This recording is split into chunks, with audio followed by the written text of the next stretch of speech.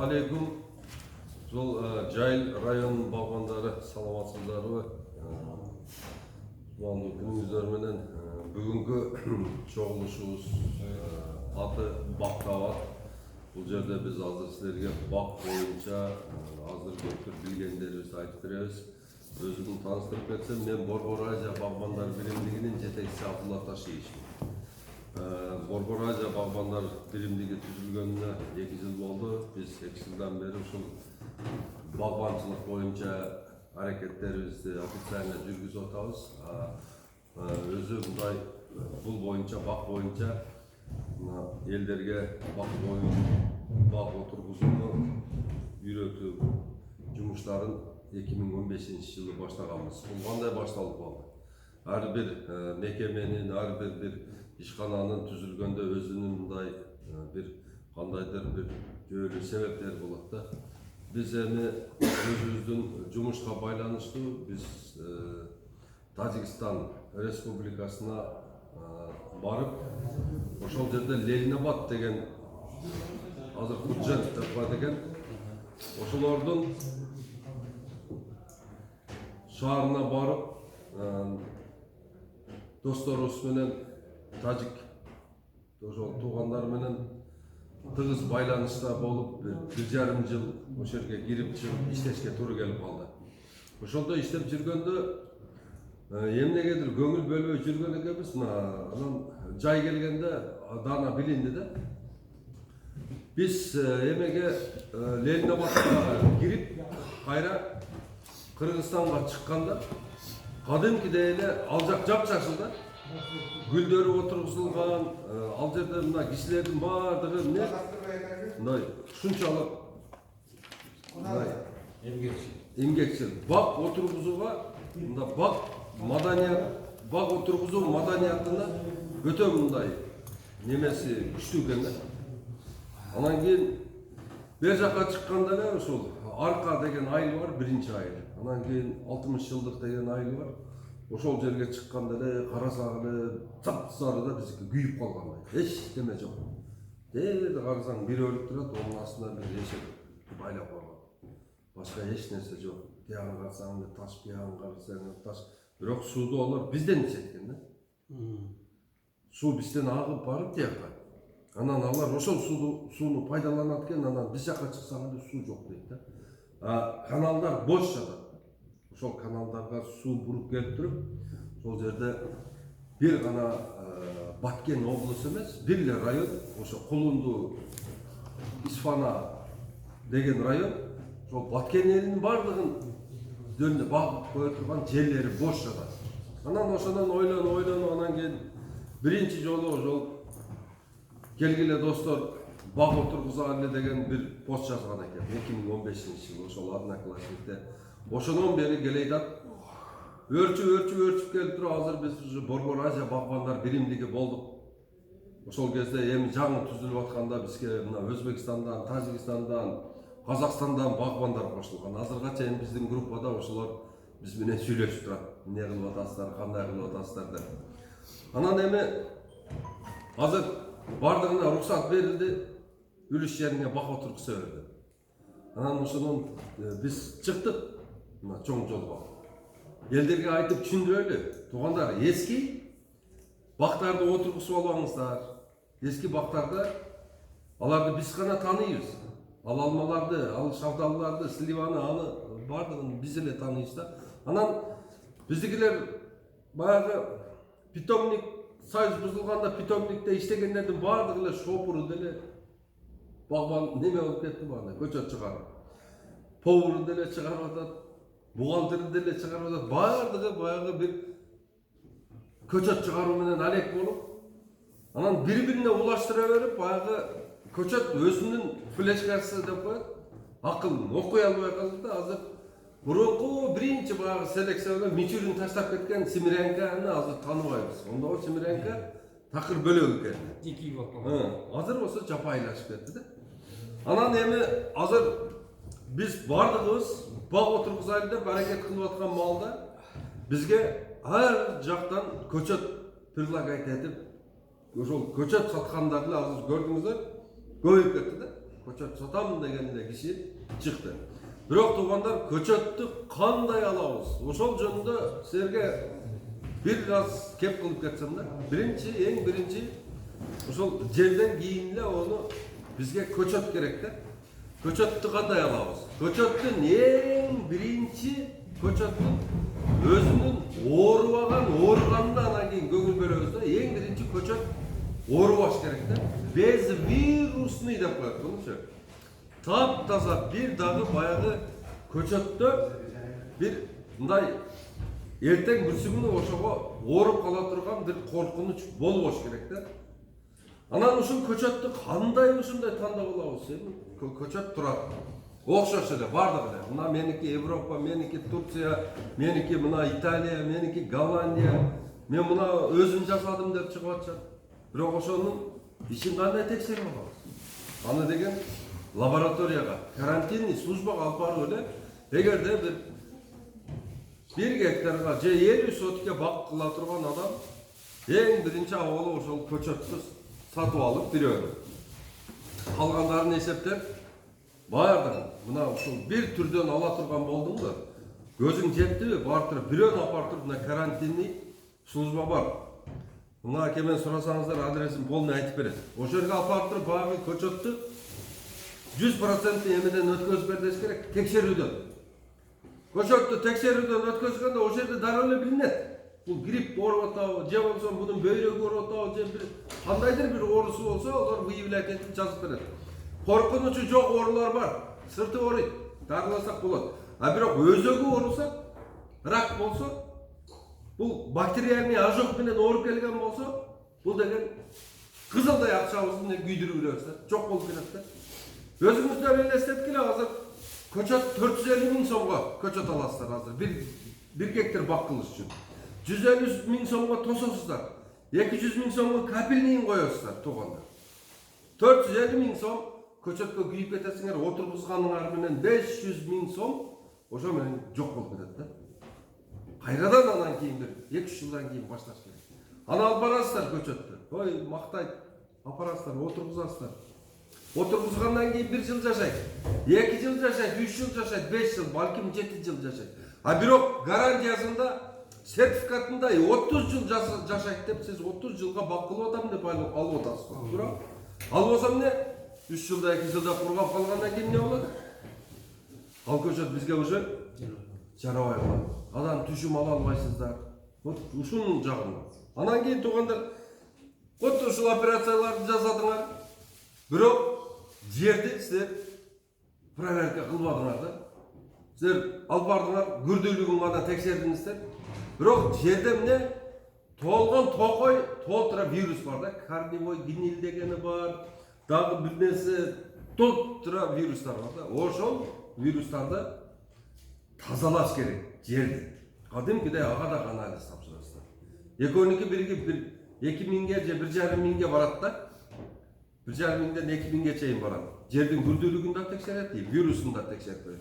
Эгерде жерде бир кандайдыр бир оорулар боло турган болсо, ошолорду дарылаш керек да.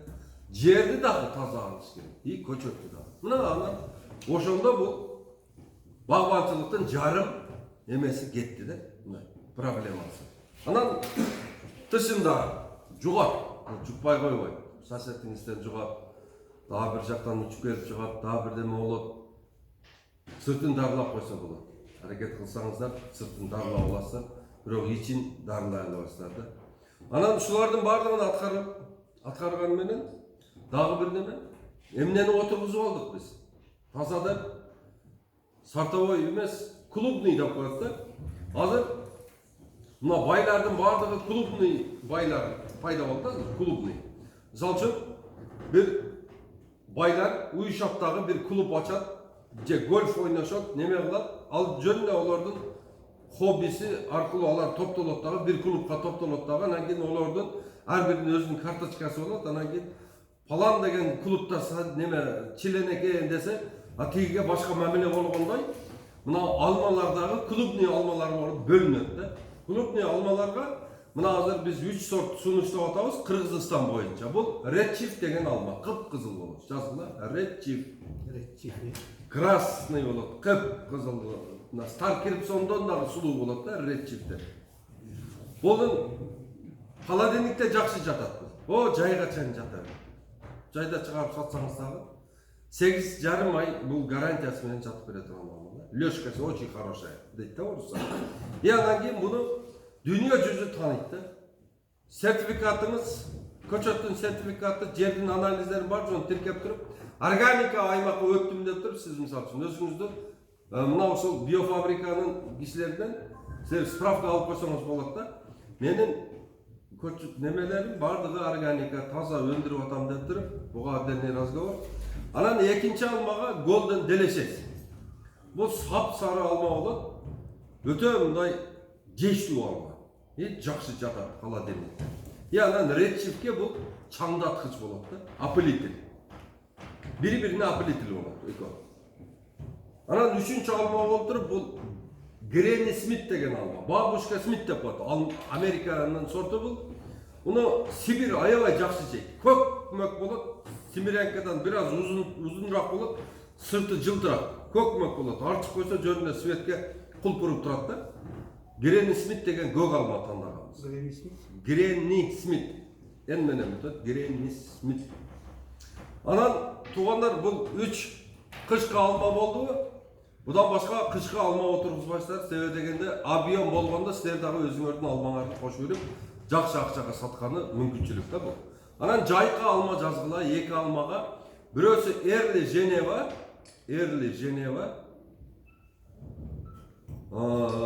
Экинчи болсо Gala Mast деген. Бул летний алмалар, как раз бардык алмалар бүтөт. Анан июндун 15-inde бушат, августтун акырына чейин сатасыздар.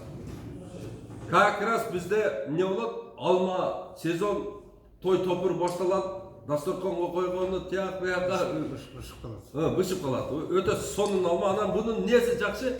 Бул алма баягы Өзбекстандан чыккан сорттор барга, баягы чок güzel, дагым не деген. Ак пакта деген. Ол алмалардын даамы жок да. Жесеңер жөнүнө масса да мындай. Даам жок. А булар болсо өзү түсү дагы чоктой кызыл болот дагы, анан кийин даамы дагы аябай жакшы да, медовый алма да бул. Ушудан отургузгула, бул как раз но ушу силердин мына түзөңкү погодаңарга аябай түшөт да. Анан кийин бул эрте бышкандыгы үчүн бул мына тоо жактагылар 2 жолу эле зыянкеч көрөт да, атасы менен баласын көрөт. Ошон үчүн тоодо алмага көп зыян жетпейт, өлүп калат. А бул жакта болсо атасы, баласы, небереси, чебереси, дыбырасы, бегенеси ошо 8 жолу алмашып кетет да. А булар 4 жолу көрүп калат булар. 4 жолу көрөт. Буларга дагы мени эми жетет. Анан туугандар, эгерде күн аябай жазырап, ысык болуп турган жерге эч качан кышта буша турган эч нерсе отургузбаңыздар. Курт да эле жок болуп кетет да ал. Курт басып эле ошол жерде калып калат, ошол жерде. Дарыны окшотуп бересиңер, тайфун, скор бар жок. Ону вообще уулап таштайсыңар да. Ошол үчүн кышкы боло турган ысык жерге эч нерсе отургузбаңыздар. Анан мына кокон гиластын сортун жазгыла, Кордия. Азыр кокон гилас дүйнө жүзүндө Кыргызстан 1-орунга чыккан. Кыргызстандын черешнясында черешня, горная черешня деп коет буну. Биздин бардык шарттарыбыз туура келет экен, ошол үчүн кытайлар бизден сатып алганы уже бел байлап арзан түшөт экен да буларга. $5, $10 чейин арзан түшөт экен.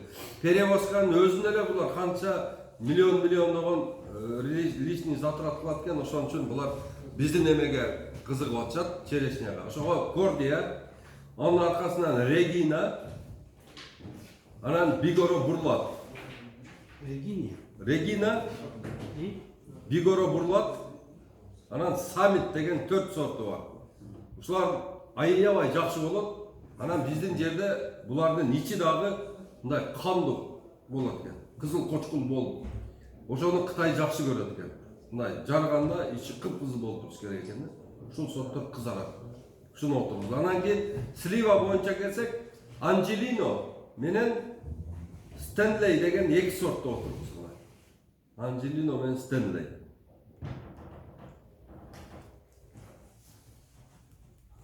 Жазсаларга, жазып алсаңыз жакшы да сакал. Сендей. Анан эмен отургузгула Алмуруттан Williams менен конференция.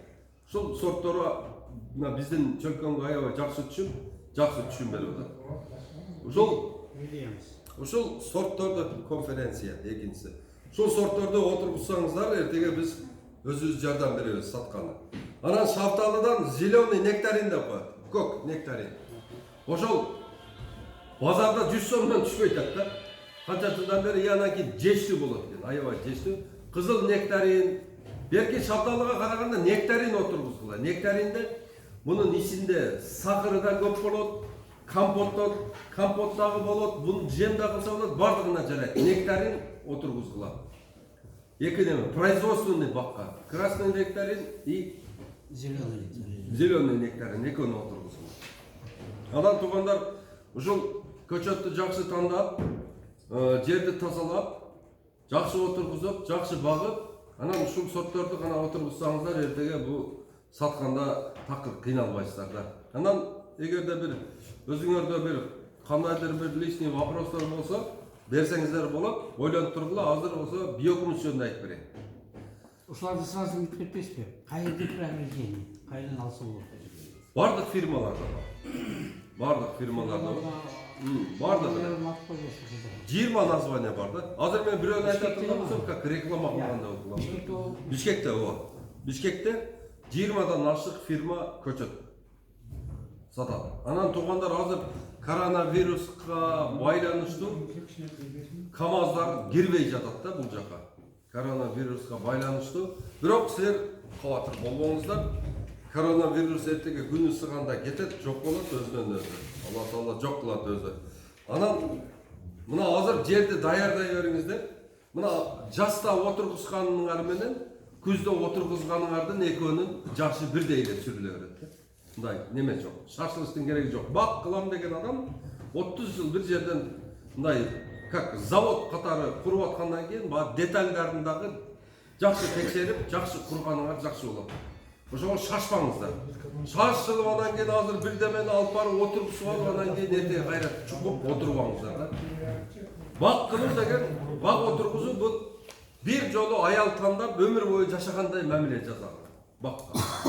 Тандап, бир жыл эмес, даже 2 жыл караса болот. Жерди семиртирип, бардыгын тосуп, капельнийин коюп, бар жогун растап алып туруп, анан кийин эң жакшы көчөттү алып келип отургузуп туруп, анан багыңыздар.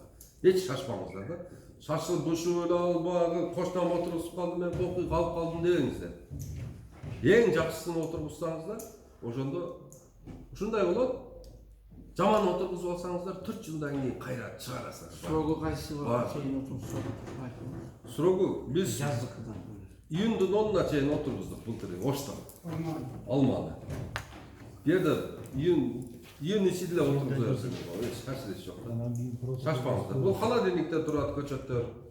Жерде даярдап, акырын сууну коюп, келип, акырын отургузуп туруп карай бересиз. Холодильниктен туруп. Мамлекеттен келгендер ушулар. Булар Европа менен Турциядан келет булар.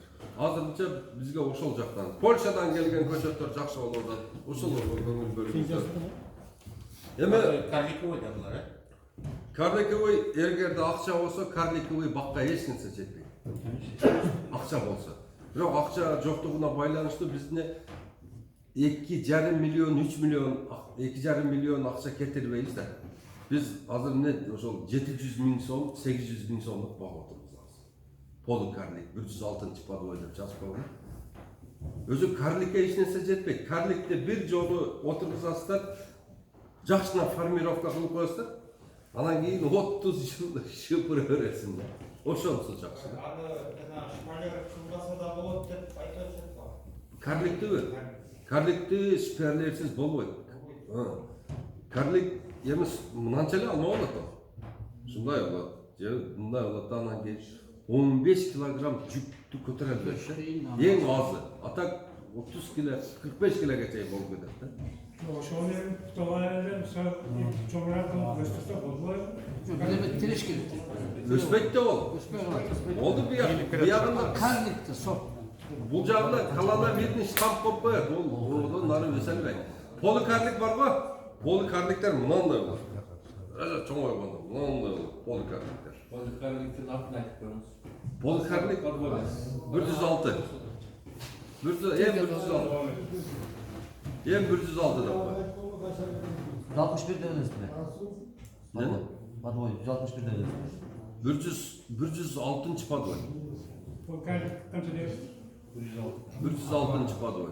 Ошону отургузабыз, эми пока бир одарып алгыча ошону отургузабыз, анан эгерде адашпай жакшына мына таза отургузуп алсаңыздар, эртеге мындай бул бир ишканада бакка десе эле акчаны кыса беребиз да биз. Бак деген жөнүндө отургузуп койсок болот. Анан туура отургузуш керек. Эгерде мүмкүнчүлүк болсо баягы кичинекей экскаватор бар го. Ошодон алып келип эле салып коюш керек. Нормально казып алып чыксын. Жерди канча жумшатып, эме алып койсо бир 20 жыл бул жер кайра катыбайт да.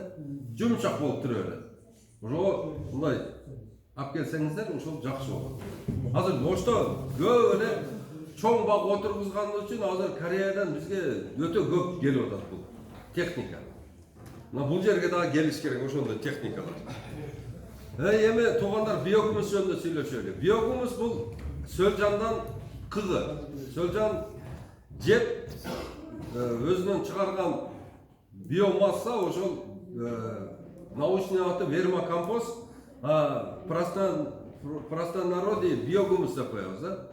Бул да ошол Менделеевдин бардык элементтери камтылган, бардыгы таза органический соединение менен болот. Таза болот. Анан бул иштей турган сөлжан эки болот. Бирөөсү старатель, бирөөсү калифорниец. Анан эч качан коркпоңуздар. Же калифорниец алсамбы, же старатель алсамбы дебеңиздер. Иштей турган эле сөлжан эки эле түрдө ала бересиңер. Любойун ала бересиздер. Самый главный ошол иштей турган сөлжан алыш керек да. Сөлжанды иштебей турган сөлжан бул такыр эле көбөйбөйт. Такыр деле биогумус чыгарбайт. Мисалы үчүн 1 килограмм сөлжанды бир 10 килограмм кыкка салып койсоңуздар, ошол кыкты 10 жыл болсо дагы переработка кылып бере албайт да. Жата берет ошол жерде. Өзү менен өзү жата берет. Иштебейт. Ол баягы дождевый чек. Иштей турганы ошол калифорнийский менен старатель. Старатель сөлжанды мына бир орус киши чыгарган, кыргыз сөлжан менен аргындаштырып туруп анан старатель чыгарган. Эки ошол сөлжан аябай жакшы иштейт. Анан 1 килограмм сөлжан бир күндө 1 килограмм көңдү өзүнөн өткөрүп жеп 600 грамм биогумус чыгарып берип турат. Эгерде силерде бир жыл бир 10 килограмм алып туруп 1 жыл бага турган болсоңуздар, силерде 1 тоннадан ашык кыпкызыл сөлжан болот. Күнүгө 1 тонна көңдү жеп 600 килограмм биогумус чыгарып берип турат. Мен деп баягы кыйкырган немелерден, удобрениялардан өдө турат бул. Өтө мындай адамга сыйымдуу. Бунун тамагын жегенден кийин адамдын түшү да оң болот. Бунун тамагын жегенден кийин адамдын мындай кан айланушу да калмашат да. Башкача болот. Көзү көрө баштайт мындай, тунарбайт, неме. Бунун бардыгы ошол ичиндеги Алла Таала бизге берген ошол таза ошол гумус деген. Бунун өзүндө эле 3 гумус бар да. Калий гумусу, кальций гумусу, жана темир гумусу бар да. Бунун 3 гумат бар да. Ошон үчүн туугандар мүмкүн болушунча өзүңөр жеп аткан азыктардын бардыгын биогумуска өткөзүңөр. Эгерде мындай болуп туруп биз минералды, органо минералный же болбосо багандай чистый мындай химиядан синтезделген жер семирткичтерди иштетип атып, биз жерлерибиздин бардыгын бузуп алдык. Мурда 1,5 эле гумин. Азыр болсо эмне 0,5ге түшүп калды да. Бардык жерлерди текшерип көргүлө. Ушунун бардыгын ордуна келтире турган бул биогумус. Биогумустан 7 тонна биогумус 70 жыл азот жеп турган жерди оңдойт. Калыбына келтирет. Кийинки жылы 3 тонна, одон кийинки жылы 2 тонна, кийин оны 1 тоннага түшүрүп коесуздар, ошо бойдон кете берет. Мына дебети тоо жактан алмалар бар го, такыр эме болгон эмес. Астына эч ким дары салбайт, үстүнө эч ким дары сеппейт. Бирок жылыга алат, жылыга даамдуу. Ошондой биздин дагы жерлерибизди мурдагы калыбына келтириш керек. Эч ким мына сеп болуп калды да баягы. Ошол септи жулуп чыгып туруп органикага өтүшүбүз керек. Антпай турган болсок, ден соолук калбай барайт. Өзүңөр көрүп атасыздар, жаш балдар уже сахарный диабет болуп ооруп атат. 7-8 жашар балдар. Онкология оорусу менен барсаңыздар, онкологический больницада онтоп, өкүрүп, бакырып, ыйлап жаткан адамдарды көрөсүздөр. Аябай ооруп атышат. Мына ушулардын баардыгы эмне ушул химия жегендин кесепетинен болуп атат да. Ошого туугандар силерден сураныч, мына бардыңыздар дыйкандарсыздар. Эгерде азыр биогумуска мындай шарт болбой атса, неме алса, мына өзүнүн нормасынан ашырбаңыздар сураныч силерден. Дарысын дагы, жер семиткисин дагы, зыянкечтерге чачсаңар дагы эч качан 10 грамм септедиби? 10 грамм. 15 грамм, 11 грамм кылып койбоңуздар. Ошону айттыбы? Азот 170 килограмм 1 гектар жерге. Болду, ошодон ашырбаңыздар тууган. Муну эртеге келечек кечирбейт буну. Буну барып туруп биздин баардыгыбыз оорукчан болуп калабыз. Мына кыргыздардын өзү менталитети ошондой. Биз жеп чоңойгонбуз да. Баардыгыбыз жей беребиз, токтотпойбуз. Бул деген ушунчалык, бирок ошону таза жеш керек. Таза жей берели. Мына кыргыз качан кыргыз болот? Качан өзүнүкүн өндүрүп таза жегенде кыргыз болот. Мына өзү бала чакаңарга үйрөткүлө, балам магазинден ар нерсени көтөрүп келе бербе, үйдөн өзүбүз чыгарып жейли деп, ошого көндүрүш керек балдар. Акырын мына тегирмендер иштебей калды. Азыр баардыгы синка ун жеп калдык. Мурда синка ун деп кемпирлер жаман көрөт эле, жедирбейт эле. Адамды алсыз кылат деп. Уйкучу кылып коет, жалпоо болуп каласың деп. Жедирбейт эле. Азыр эмне баардыгыбыз актан жеп атабыз. А биз болсо жеген тамагыбызды эле переработка, жөн эле бир переработка иши бир эме организм болуп калдык да. Той жеп алабыз дагы кыйналып ошону ар кылып жүрө беребиз да. Онукунан кирип жеп, бунукунан кирип жеп. Мына тамак жөө маданиятын дагы мындай өзүнүн калыбына келтириш керек. Көрүп атасыздар, азыр семиздик менен өтө көп адамдарыбыз жабыркап атат да. Жөн эле баардыгы жеген ичкенибиздин баардыгы химия болуп калды. Мына ошон үчүн туугандар биогумусту өстүрүңүздөр. Анан кийин мына эгерде жакшы баксаңыздар биогумусту, бир сөлжанды мына жерге коюп туруп, бүгүндөн баштап, мисалы үчүн, бүгүн 1 январь болсо, багып баштасаңыздар, 31 декабрда ушул 1,5 миң штук болот.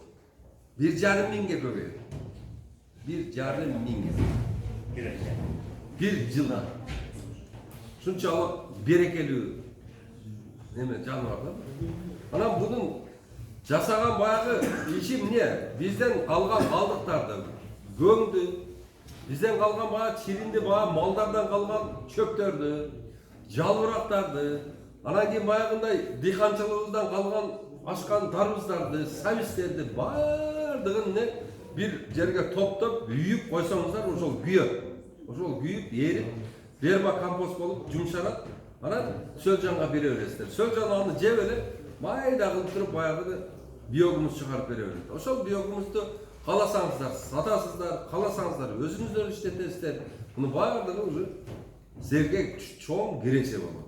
Мына ошон үчүн туугандар, колуңардан келишинче бир место даярдап, мына эгерде бир 10 гектар жериңер боло турган болсо, өзүңөрдө. Мына ушундай помещение болсо, куттум ушунча. Бул жагы канча экен мына? Узунасы 10 барбы? 10го мынягы 5, а? 10го 5, 10го 6 кылып туруп ушундай эле сарайынан потологун будан ылдыйраак жүрүш керек. Потолок бийик боло турган болсо, суу тез эме болот дагы, бул үшүй баштайт да. Ошон үчүн мунун потологун мүмкүн болушунча ылдый чүрүп туруп, андан кийин астын теплый пол кылыңыздар. Астын теплый пол кылсаңыздар, бул 365 күн силерге кызмат кылып берип турат. Өзүнүн жасаган иши мунун только биогумус чыгарат и көбөйөт да. А силердин салган вложениеңер бат эле акталып чыгып кетет. Бат эле акталып чыгып кетет. Мына эми мен силерге мактангандай болбойт. Мен болгону бакканыма 1 жыл эле болду. Бирок эми башка бир дыйканчылыкка же бир кандайдыр бир башка ишмердүүлүгүмө караганда көбүрөөк киреше алып келип атат да. Киреше тармагын карай турган болсо, пайдасын Бардық ошол теплица иштеткендер, ана парник иштеткендер көрүп жатат да пайдасын. Мына ошон үчүн туугандар мүмкүн болушунча органика жолу менен өндүрүп, органикага өтүңүздөр. Колуңардан келишинче аракет кылыңыздар. Анан ошол эгерде баштайм деп калсаңыздар, мен номеримди жазып алгыла 0550 20 0007. Бул менин номерим. Анан ушулга SMS жазып койгула. Мени ушул кара балта эмесине кошкула. 0550 20 0007. Ар бир район өзүнчө. Анан чоң группабыз бар, Telegram скачать этип, ошол жака кирсеңиздер, ошол жерде сабак болот. Мына балдар азыр өзүнүн иштери менен алек болуп атат. Суроону жазып койсоңуздар, ким билген болсо жооп берип коет. Анан мына жакын орто бир баланы сүйлөшүп атабыз. Бул Турцияда окуган. Кудай кааласа ошол окууну бүтүп берсе, ошону Борбор Азия Багбандар билимдигине жумушка алабыз. Тынбай ошол биздин суроолорго бак боюнча жооп берип турат. Анан туугандар ошол эле Телеграмда мен фермер деген бир группам бар. Анан экология активисттери деп Сөлжан баккан дагы бир группам бар. Мен фермерде мал багышат. Экология активисттеринде Сөлжан бакканды үйрөтөбүз. Анан кийин дыйкандар деген группа бар, ал жерде жалаң мындай жашылча жемиш өстүргөндөр. Ошолордун группасы бар. Ошон үчүн мүмкүн болушунча аракет кылып, өзүңөр кире албасаңар башка бирөөдөн суранып, Телеграмга кириңиздер. Телеграмда бир эле группада 200 000 адам чогултуп, ошол жерде иш алып барса болот. Бир эле группада. WhatsApp группаларда 255 эле адамды ограниченный. Мына азыр башка көп немелердики, чоң алайдыкы толду, Нокаттыкы толуп, экинчи группа ачылды, дагы бир 3-4 райондуку толуп калды да. Аларды эмне биз уже эгерде Нокат 2 ачылды, анан Алай, чоң Алай 2 ачылат, дагы бир ошонто ачылып туруп, башка группалар түзүлүп атат. Берки Telegram группага кирип алсаңыздар, ал жерде информация 10 жыл болсо да өчпөйт да. 3 жылдык менет бар ошол жерде. 3 жылдан бери ар бир мындай майда чүйдөсүнө чейин жооп берилген да. Сөлжан боюнча дагы, бак боюнча дагы, фермерство боюнча дагы, дыйканчылык боюнча. Ошол үчүн ошол Телеграмма группага кирсеңиздер, бир сыйра лентаны окуп чыкканда эле уже эгерде силерге мындай кандайдыр бир маалымат керек болсо, баардыгы жазылган. Өтө интересный. Мына силерди кызыктырган гана суроолор берилген, жана силер мындай канааттандырарлык ошол жерде жооптор жазылган. Ошого Telegram группага баардыгыңыздарды чакырам. Кириңиздер. Суроолор болсо Борбор Азия Багбандар билимдиги дегенге кирсеңиздер, суроолор болсо бериңиздер, мен жооп берем, анан акырында бересиздер. Борбор Азия Багбандар билимдиги. Суроолор Топрақты алайсыз каяктан? Манас университетинде. Бишкекте. Мына жергиликтүү ошол руарлардан сурасаңыздар, мамлекеттики дагы бар. Ошол жерден да текшерсеңиздер болот. Bizde mınanda olacak. Mesela üçün biz 3. yılda geçirdik. Yaptıkken koçatıyoruz. Biz 3 korkundan attık yani. Mezun kalışıp saksı bir şekilde. Bizim ne yapalım? Şu bir eski korkunlardan kalan neler de var. Ошону иштетебиз, ошолорду бага өрөбүз, анан жаңы бак кылсак, поликарлик өтөбүз. Олорду бага өрөбүз. Багып эмесине жеткире беребиз, анан качан карып, орду бошогондо анан башка отургузабыз. Hazır evi onlardan çıkan meyveler уже tanışmalı eski mallar falan degende bir sözü sürekli kettim. Но, эми мынандай да биз ички рынокко, ички өзүбүздүн базарды азыр дагы бир 5 жыл аракет кылсак, зорго обеспечитсек керек. Биз өзүбүз алма өзүбүз даже 50% алма менен өзүбүздү камсыз кыла албайбыз. Жүзүм 3%. Шапталы бир 10го барат экен. Курма 2% экен. Бадам, мистелер вообще 1% экен. Биз өзүбүздү камсыз кылып алайлы аксакал. Анан кийин тышкы рынокко чыгабыз. Азыр биз туура багытты берип атабыз. Силердин отырғызғандарыңыздың барлығын жейміз өзіміз. Бірін қойбастан өзіміз жейміз. Баяғы импортқа сұрағандарға жаңа мен айтқандарды жөнете береміз. Олар ошоны сұрайды. Ички базарға мына ата бабаларымыз отырғызып қойған дарақтарды жақсы қараш керек. Олардағы жашылдар жақсы керек та. Ана да бір айтып қой тұрған нәрсе, şu жерде бардығымызда бағбанымыздағы мен көп бағбандармен сөйлесіп неме қылдым. Мына егерде дарақтың емесі түйім nerede тұрса, азық затындағы сусындағы şu tüyüne бере береді екен. Туғандар ол жерде емес оның озы. Оның озы егерде дарақ мен бола тұрған болсам, мына шағым бола тұрған болса, şu шағымын түгінде озы. O жерге беріш керек. Біз болса судағы, азықтыдағы белге беріп отырмыз да. O бelde оз жоқ та. Ол қармап тұрады болған. Шаш тамырлары тарқағандағы нерге чейін жеткен. Мына именно ошоның түгінде ошол озы болады. Чоң дарақтарға ошондой беріш керек. Біздің сунуштап отқан дарақтарда бұларға 50 сантиметр болады. Айландырып бере бересің. Бүйін берге берсең, келерге жылы нерге. Анан 10 жылдық дараққа 20 килограмм биогумус беріп көргенім бүйін. Жалбырақтарыдағы жап-жасыл болаттағы анча-мынча орынды тоғытуан қойып. Вообще тоғытпайды. Мына ушул жөнінде көбірек мындай маалымат алдында биогумус жөнінде. Биогумус бұл бізге берген шунчалық мындай таза и табиғи ошол эле кезде күчтүү жер семеткич. Мына ушул аракет кылган. Мал барбы бардыңыздарда? Толтырды. Бу жерде мен өтүп кетип атып көңдү көрүп көзүм кызарат да. Ушунун баардыгын түшүрүп алсаң.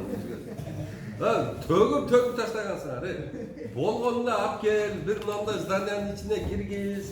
40 сантиметр, 40 сантиметр кылдыгы енini 1,5 кылтыр узун кылып төгүп таштадагы ар башынан сөлжаларды салып кой. Берге салып бул жакка карап жеп кете берет.